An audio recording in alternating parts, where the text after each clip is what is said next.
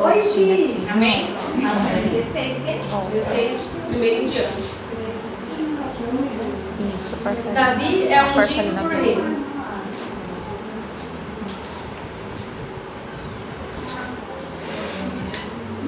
vai ter que passar. Não vai abrir. O Senhor Deus disse a Samuel: até quando você vai continuar a ter pena de Saul? Eu não quero mais que ele seja rei de Israel. Encha um chifre com azeite e leve com você. Depois vá lá em Belém até a casa de um homem chamado Jessé, pois eu escolhi um dos seus filhos dele para ser o rei. Como posso fazer isso? Respondeu Samuel. Se Saul souber, disse, ele me mata. O Senhor Deus respondeu: leve um bezerro e diga que você foi lá para oferecer o sacrifício ao Senhor. Convide Jessé para o sacrifício e depois lhe diga o que quer fazer. Você ungirá como um rei, daquele que eu indicar. Samuel fez o que o Senhor Deus havia mandado. Foi a Belém. Quando chegou lá, os líderes da cidade foram tremendo encontrá-lo e perguntaram: a sua visita é de paz? Sim, respondeu ele. Eu vim oferecer um sacrifício a Deus. Purifique-se e venha comigo. Ele mandou que Jessé e seus filhos se purificassem, os convidou para o sacrifício. Quando eles chegaram, Samuel viu Eliabe e um dos filhos de Jessé e pensou: este homem é que está aqui na presença de Deus? O Senhor certamente é aquele que o Senhor escolheu. Mas o Senhor disse: não se impressione com a aparência nem com a altura deste homem. Eu o rejeitei, porque não julgo como as pessoas julgam. Elas olham para a aparência, mas eu vejo o coração. Então Jessé chamou seu filho Abinaebe e levou a Samuel. Mas Samuel disse: este também não foi o escolhido pelo Senhor. Aí Jessé trouxe os seus filhos, Simeia, e Samuel, e disse: o Senhor Deus também não escolheu este.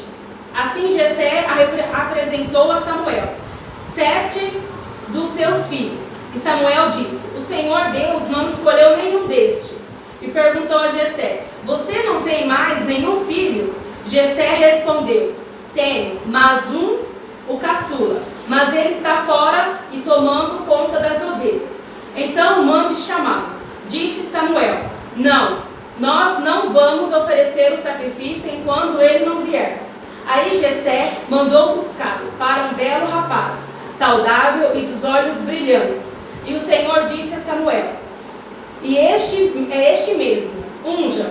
Samuel pegou o chifre cheio de azeite e ungiu Davi na frente dos seus irmãos. E o Espírito do Senhor dominou Davi, daquele dia em diante ficou com ele.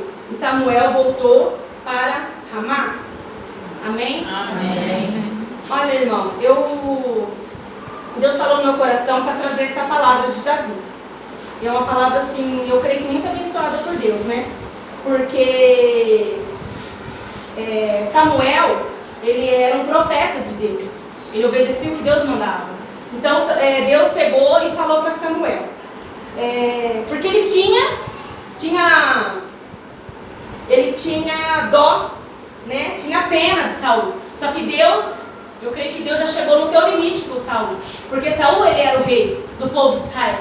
Só que ele entristeceu tanto o coração de Deus, que Deus já não queria mais que ele fosse rei. Então ele falou para Samuel: vá aonde eu vou te mandar e unge um lá que vai ser rei de Israel.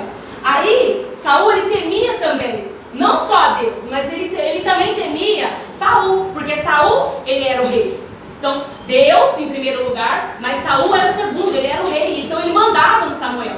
Aí o que Deus fala para ele? Então você faz assim, você vai falar que você vai levar um bezerro para poder fazer sacrifício. Então aí Saul permitiu que ele fosse. Se muitas pessoas podem falar assim: Deus mentiu. Deus não mente. Talvez ele omitiu para para que seja uma profecia que ele estava desejando no coração de Deus, através de Samuel, para cumprir em Davi. Deus ele não mentiu, mas ele omitiu para cumprir o que Deus queria. Muitas das vezes, eu falo, nós como mulher, eu creio que nem tudo a gente deve contar para os nossos maridos. Senão vira uma briga que só pela misericórdia de Deus. Nem tudo você deve falar, para não arrumar confusão. E aí, Samuel vai lá honrar Davi. Se Deus mandou Samuel ir, pegou todos os filhos de Jessé, naquele lugar, na casa dele, e Deus sabia. Deus já sabia que o rei não estava, que o rei Davi que ia ser rei não estava ali. Só que ele foi, fazendo um por um. E chegou o mais bonito, o mais forte, o mais corajoso. Aí Samuel falou, esse mesmo que Deus preparou.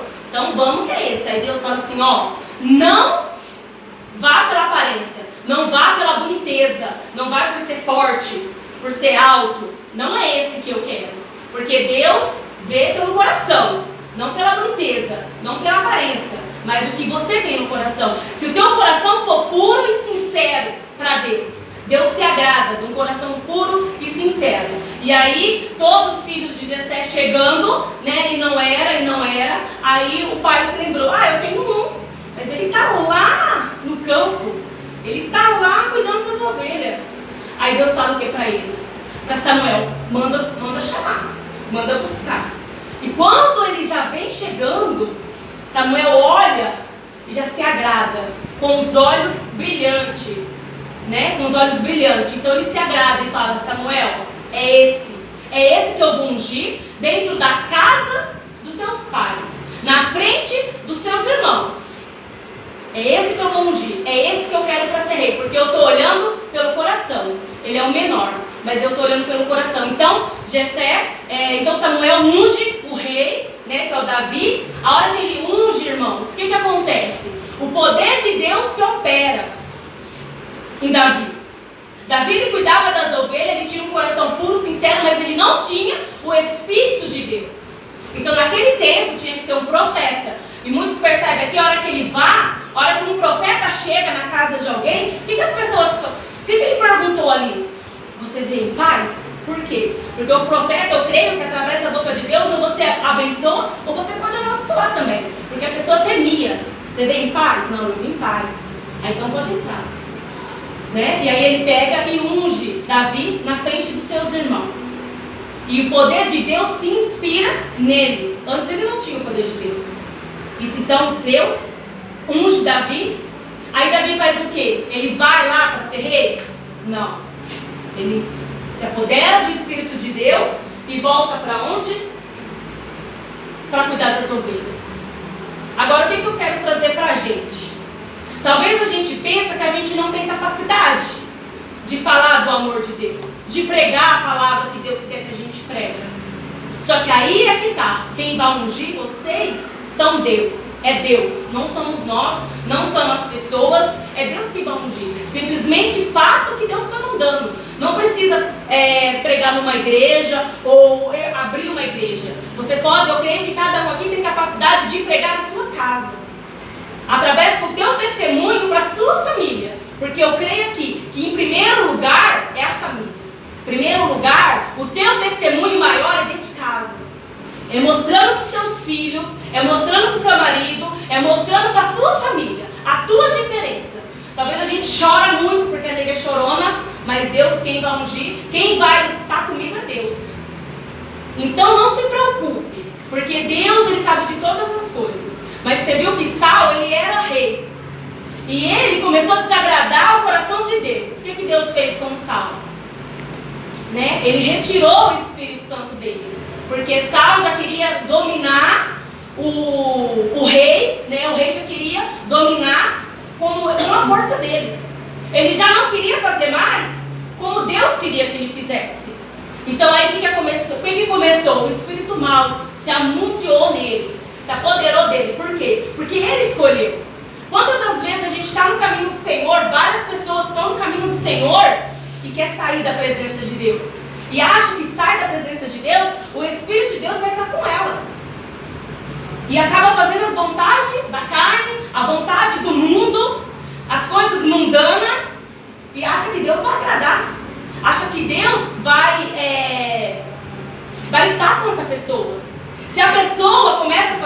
coisas erradas.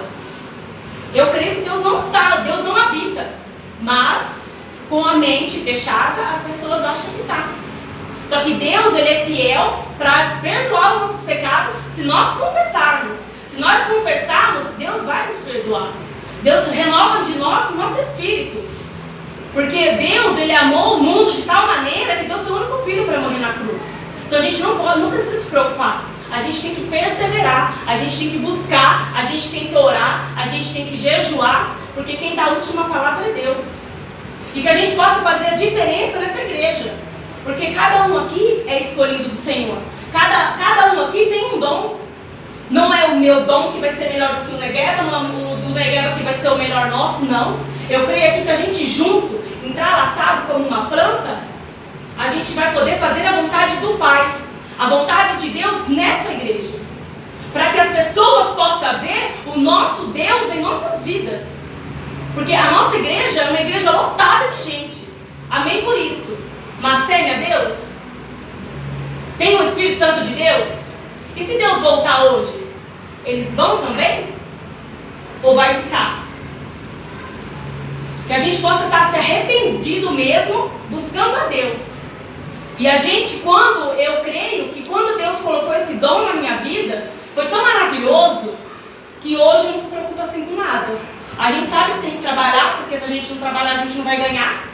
Né? A gente sabe que Deus vai voltar. Mas quantas pessoas estão agarradas em roupa, em materiais, em casa, em carro? Ai, meu carro, minha casa. Não adianta se preocupar, porque isso aqui vai ficar aqui. Quando você morrer, o caixão vai caber. E você não vai levar. Agora, e a nossa alma? Para onde vai? E a nossa alma dos nossos familiares?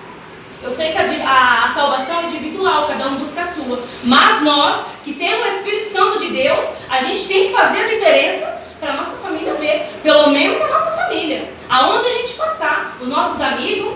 Porque eu creio que eu quero levar a minha família para quando eu for para a glória, eu estará lá com eles. Só que para isso a gente tem que fazer a diferença. Não concordar como esse mundo concorda.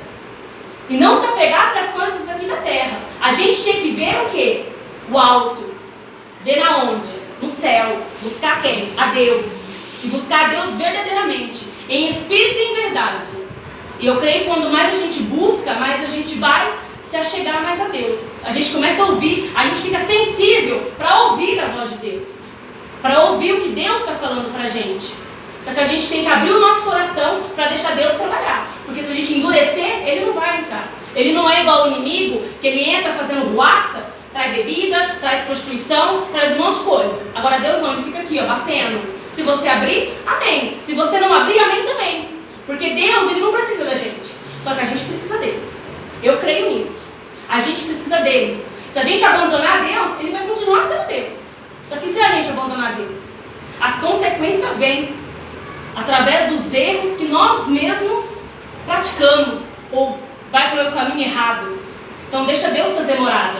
Deixa Deus habitar dentro das vossas casas, né? Não só aqui dentro da igreja, porque entre quatro paredes aqui todo mundo acha que é fácil, que é bonito, mas não é não. A gente tem que fazer diferença na onde? Lá fora. A gente somos o quê? Sal da terra. Mas como que é esse sal? Esse sal tem que dar sabor para a vida. Assim como o sal dá sabor para a carne, tem que dar para a vida. Para que outras pessoas possam olhar na gente e ver, ó, ela é diferente. Parar de murmurar, parar de reclamar e orar mais, buscar mais. Porque quando a gente para de murmurar, Deus começa a atender as nossas orações. Isso eu percebi também, quando eu comecei a buscar mais ao Senhor. Parar de reclamar, parar de murmurar. Aí você começa assim, igual lá no meu serviço, que é uma bênção, a Ju sabe disso. Aquelas pessoas começam a reclamar. Você tem pavor de poder ficar perto. Porque, Senhor, começa a reclamar, parece que está atacando em você. Aí você já começa a orar, começa a repreender, porque aquele lugar sim é difícil. Aquele lugar é só Deus para ter misericórdia.